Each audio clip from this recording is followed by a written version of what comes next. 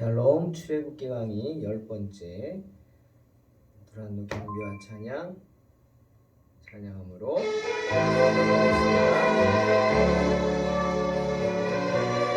주님의 영광 나타나시옵소서.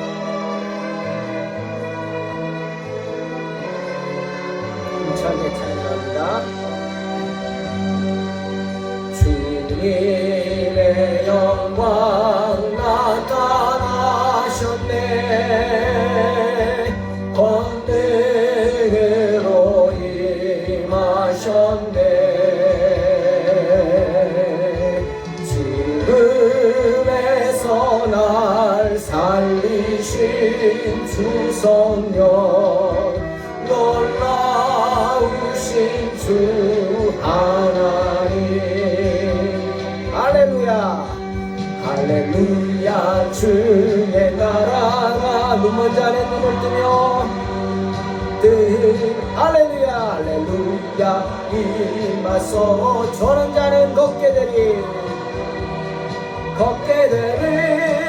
나는 선포하리. 만왕의 왕 예수, 주의 나라 임하시네. 한 번 더. 주님의 영광 나타나셨네. 권능으로 임하셨네. 죽음에서 날 살리신 주 성령, 죽음에서 날 살리신 주 성령, 놀라우신 주 하나님. 할렐루야 할렐루야. 주의 나라가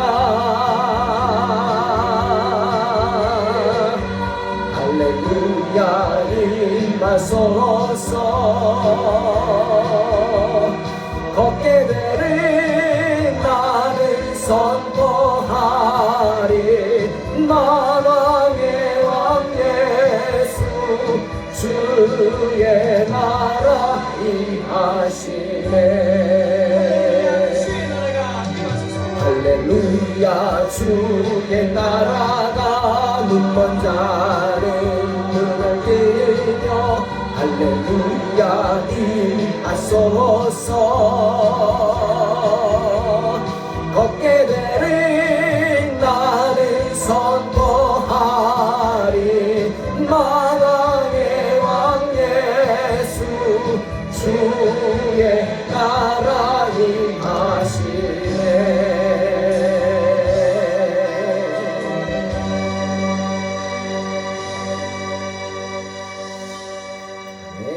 주님의 나라가 임하실 줄로 믿습니다.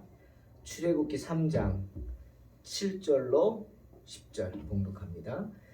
여호와께서 이르시되 내가 애굽에 있는 내 백성의 고통을 분명히 보고 그들의 감독자로 말미암아 부르짖음을 듣고 그 근심을 알고 내가 내려가서 그들을 애굽인의 손에서 건져내고 그들을 그 땅에서 인도하여 아름답고 광대한 땅, 젖과 꿀이 흐르는 땅, 곧 가나안 족속, 헷 족속, 아모리 족속, 브리스 족속, 히위 족속, 여부스 족속의 지방에 데려가려 하노라. 이제 가라. 이스라엘 자손의 부르짖음이 내게 달하고 애굽 사람이 그들을 괴롭히는 학대도 내가 보았으니 이제 내가 너를 바로에게 보내어 너에게 내 백성 이스라엘 자손을 애굽에서 인도하여 내게 하리라. 오늘 본문에서 하나님은 이스라엘 백성들을 향한 하나님의 뜻을 분명하게 선포하고 계십니다. 그 분명한 하나님의 뜻이 무엇입니까? 바로 이스라엘 백성들을 구원하는 것입니다. 그들의 영혼을 구원하는 것은 물론이요, 그들의 속박된 것을 풀어주고 그들의 육신을 구원하는 것이죠. 어디로부터? 애굽으로부터. 그래서 하나님의 백성으로서 구별되게 하려고 하는 것, 그것이 하나님의 분명하신 뜻입니다. 그러기 위해 지금 당장 필요한 것이 무엇입니까? 바로 애굽인들에게 학대받고 있는 이스라엘 백성들을 출애굽시키는 거죠. 그래서 하나님께서 원래 약속하신 그들의 땅, 그들이 있어야 할 곳, 그것으로 다시금 돌려보내는 것입니다. 이스라엘에 대한 하나님의 구원을 선포하는 것이죠. 여러분, 내가 끝이라고 생각하는 순간 하나님은 시작하십니다. 이스라엘에 대한 애굽의 핍박 정말 극에 달했을 때 하나님은 모세를 통해서 그들을 구원하고자 했습니다.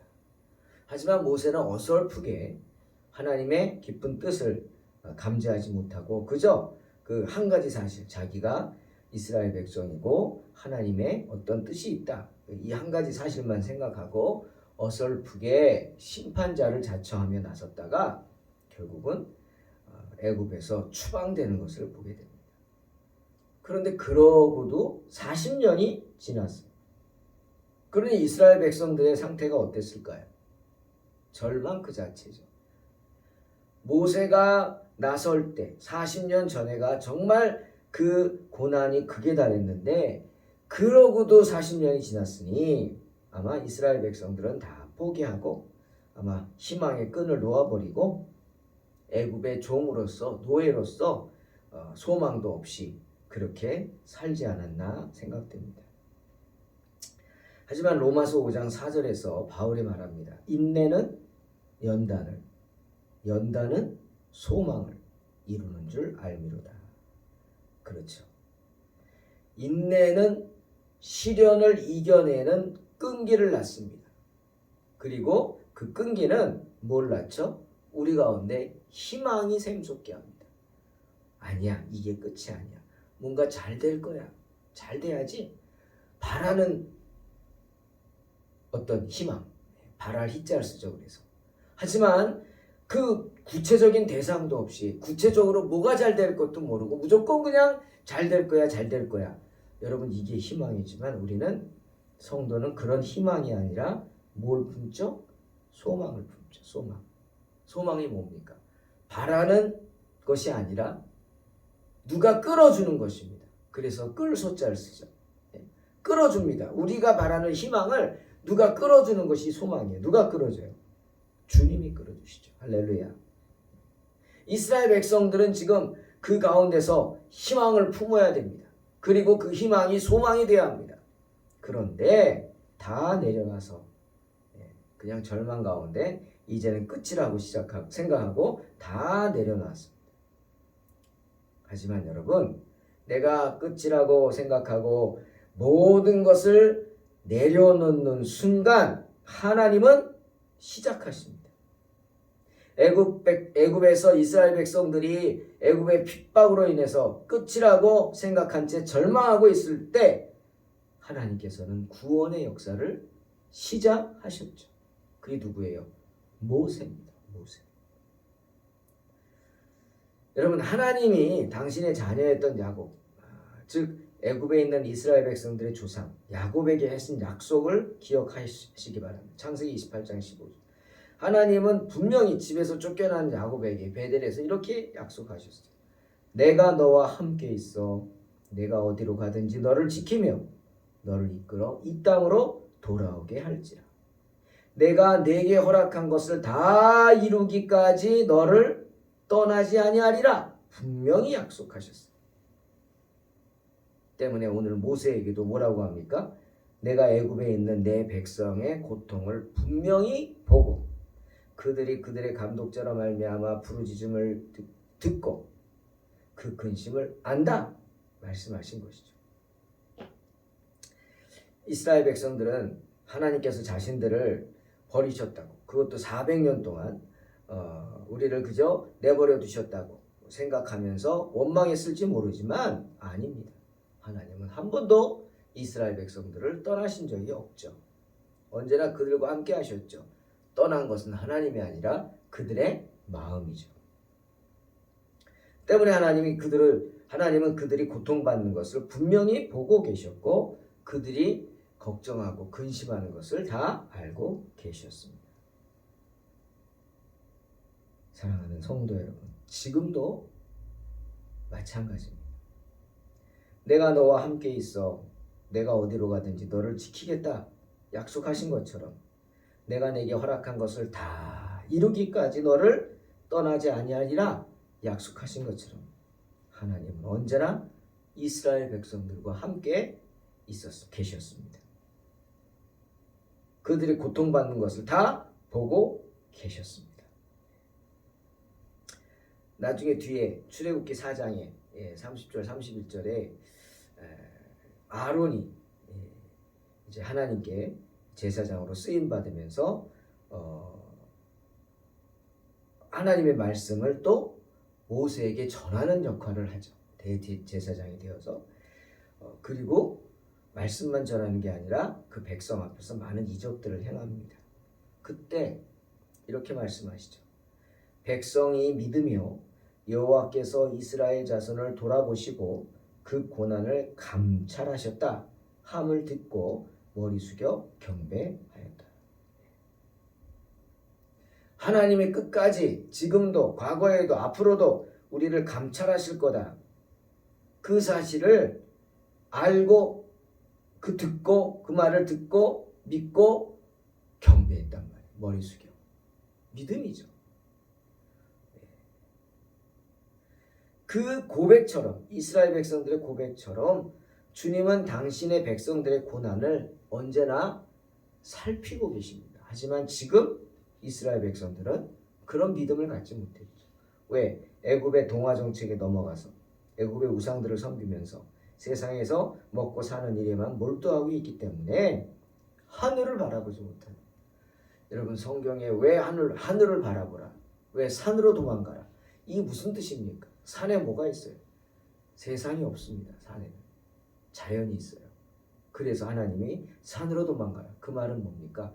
세상 의지하지 말고 하나님 의지하라. 그 뜻이죠.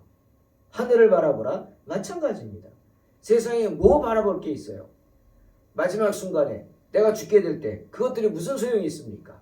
다 소용없는 거죠. 내가 전부라고 내가 세상의 모든 것이라고 나의 모든 것이라고 생각한 그 세상의 것들이 다 허무한 것들. 나를 구원해 줄 수 없는 것. 그래서 하나님은 하늘을 바라보라 하시는 겁니다. 하나님이요 인생 가운데 우리를 지켜보시는 것이 세 가지가 있습니다. 오늘 본문을 통해서 생각해 봤습니다. 첫째는 하나님은 고통을 보십니다. 우리의 고통을 보세요. 오늘 본문에도 고통을 보셨다고 그랬죠. 이스라엘 백성들. 근데 여기서 고통이라고 번역한 히브리어는 온입니다. 온이라는 뜻에는 물론 큰 뜻은 고통이지만 그 안에 뭐가 있는지 아세요? 비참함, 가난 이런 뜻이 있어요. 즉 하나님은 우리의 고통, 어떤 고통? 비참함에 빠져있는 고통, 그리고 가난 속에서 힘들어하고 있는 그 고통, 그런 고통, 삶의 고통을 다 보고 계시다.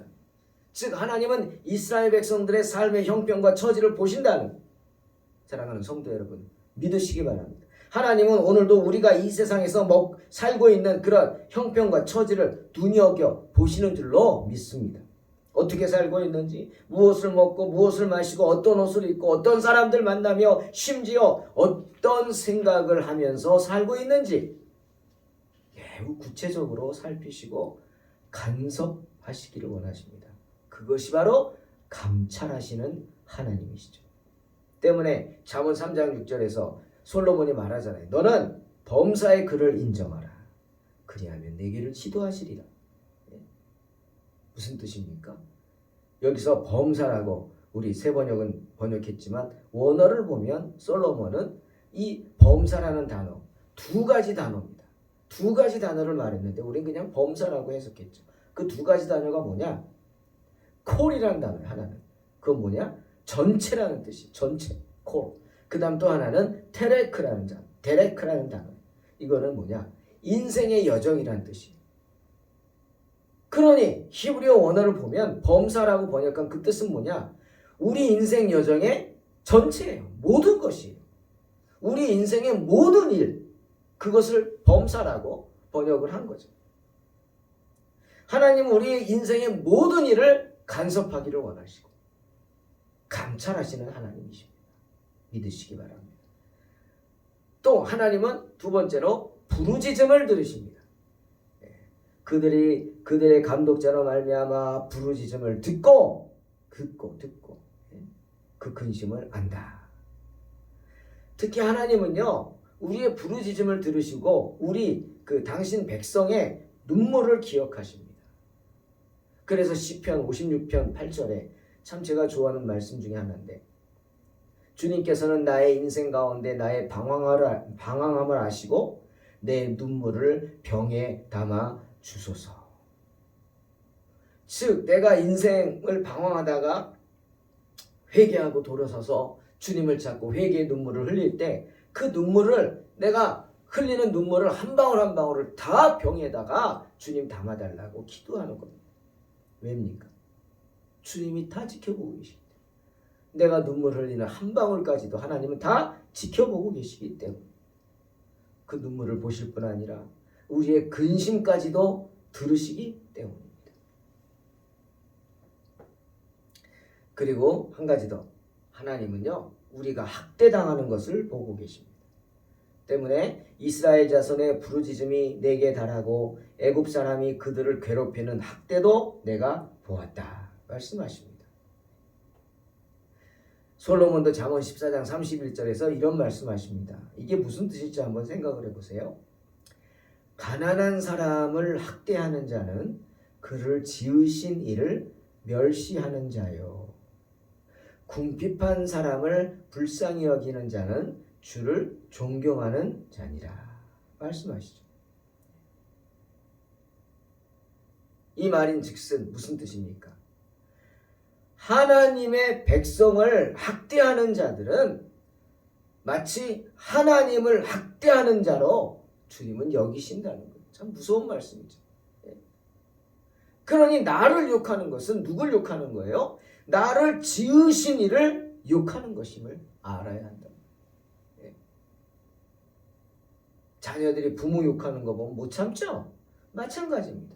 나를 욕하는 것은 누굴 욕하는 거예요? 하나님을 욕하는 거예요. 왜? 내가 잘났던 못났던 하나님의 자녀이기 때문에. 그래서 어떻게? 생긴 것을 가지고 뭐라 그래서는 안 됩니다. 외모를 비하해서는 안 되는 게 그래서 그런 거예요. 그 사람 하나님이 만드신 거거든요.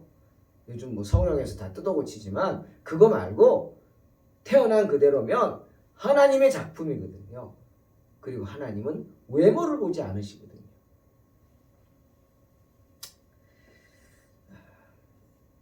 우리 하나님은 이렇게 인생 가운데 우리의 어떤 모습, 고통을 보시고 부르짖음을 들으시고 우리가 학대당하는 것을 지켜보고 계십니다. 그렇게 감찰하고 계십니다. 어디 멀리 계신 게 아니에요. 바로 함께 하십니다. 그래서 하나님은 이스라엘 백성들에게 어떤 액션을 취하십니까? 이스라엘 백성을 신속하게 구원할 방법을 약속하십니다. 8절에 내가 내려가서 그들을 애굽인의 손에서 건져내고 그들을 그 땅에서 인도하여 아름답고 광대한 땅, 젖과 꿀이 흐르는 땅 가나안으로 데려가려 하노라. 그런데요, 누굴 시키는 게 아니라 그랬어요. 내가 그랬어요. 내가. 즉 하나님께서 직접 그 일을 행하신다. 하나님께서 직접 내려오신다. 분명히 말씀하십니다. 그래서 이스라엘 백성들을 애굽인의 손에서 건져내시겠다. 큰일 났습니다. 이제 애굽 사람들은. 하나님이 심판하러 직접 내려오시니 이거 어떻게 됩니까? 이 말씀은 아마도 이후에 우리를 구원하기 위해 이 땅에 오실 임마누엘이신 하나님 예수 그리스도의 강림을 예표하는 말이라고 생각이 됩니다. 그죠? 내가 직접 가서 예수님이 직접 오셨죠. 죄의 문제를 해결하기 위해, 십자가를 지기 위해. 하나님은요, 방관자가 아닙니다.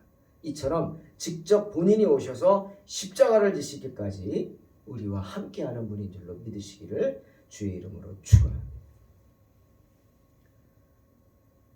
그리고 하나님은 또 그 일을 위해서 당신의 종을 택하십니다.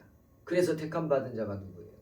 모세, 아론, 그 다음에 훌, 그 다음에 미리암, 뭐 이런 사람들이죠. 가장 크게 쓰임받은 모세입니다. 예? 바로의 칼에 죽을 수밖에 없었던 갓난 모세를 공주의 아들로 양자 삼게 하시고 40년간 이집트 왕자로서 최고의 교육을 받게 하십니다.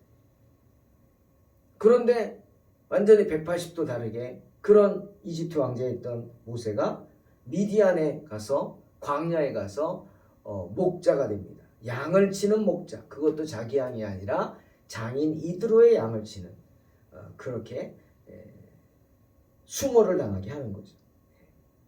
그런데 그 모든 것이 뭐예요? 훈련이었다. 바로 오늘부터 이스라엘의 구원자 즉 하나님을 전할 사람으로 종으로 택함받은 훈련이었다. 택하기 위해서.